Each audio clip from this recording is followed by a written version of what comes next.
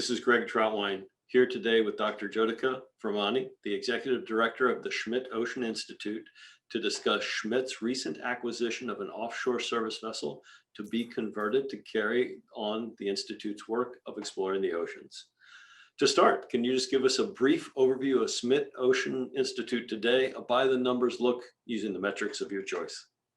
Absolutely. And thank you, first of all, for inviting me to this interview, Greg.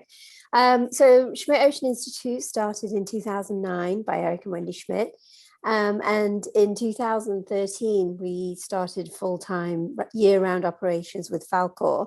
And since that time, we've had over 1,000 scientists on board conducting research around the world.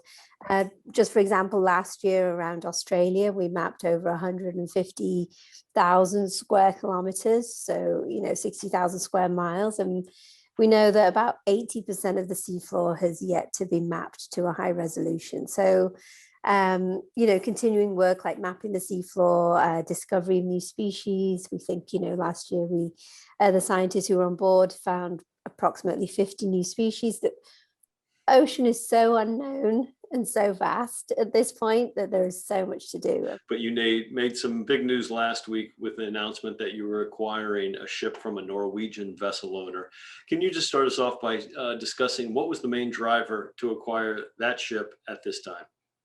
Absolutely. The Falkor, which I just mentioned, it's been an amazing vessel, but I think we've outgrown it, both in terms of the space for the scientists, the type of science we want to do, the ambitious future missions of the Schmidt Ocean Institute. We're working right now on a new strategic plan for SOI. And so part of that includes this expansion of our scale, our capabilities, our work. And so this timing was perfect because we're, in a couple of months, we'll be able to release that strategic plan as well. And this new vessel, Falkor 2, will allow us to continue to scale up and accommodate the scientists and the interdisciplinary nature of oceanography on board. Can you provide some insight from the ship repair and conversion work that's needed to turn the former Polar Queen into the new Falkor 2? Absolutely, yes. So the vessel itself is in great condition. It's structurally sound. We could take it and sail it and it would be great. What's missing for us is the scientific capacity on board. So we are planning on adding a gondola, a full suite of sonar equipment to continue that mapping I mentioned, scientific labs. So right now we'll be converting some of the berthing space into science facilities and state-of-the-art scientific laboratories.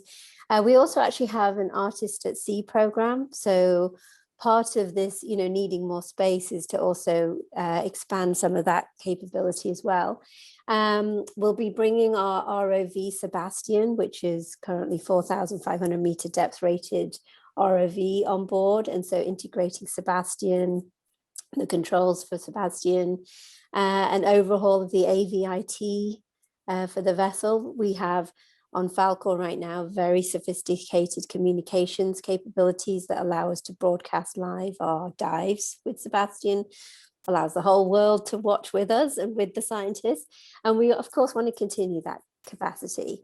When it's completed and working for the Schmidt Ocean Institute, can you put in perspective the capabilities that the Falkor 2 will deliver?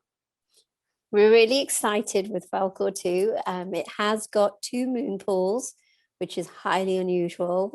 But this will allow us to operate in multiple different sea states, which we've not been able to before. It's also ice rated, so it can go through 10 to 15 centimeters of ice. So it's not an icebreaker, but sufficient enough for us to actually be able to expand our geographical capability as well. So from the tropics to the higher latitudes, which is very exciting. And the aft deck is huge for a research vessel, and 960 square meters. That's over 10,000 square feet, which gives us an ability to add modular science facilities as and when needed, depending on the nature of the mission in hand. Through shipping containers, which are really sophisticated these days as far as labs go. So really being able to do everything we do now is our first goal as we come out of the shipyard. And then we'll grow into this and expand on those facilities and capabilities over the next few years. Well, that sounds spectacular. I truly appreciate your time, and we look forward to working with you as the new ship progresses and your studies of the ocean. Thank you so much, Greg.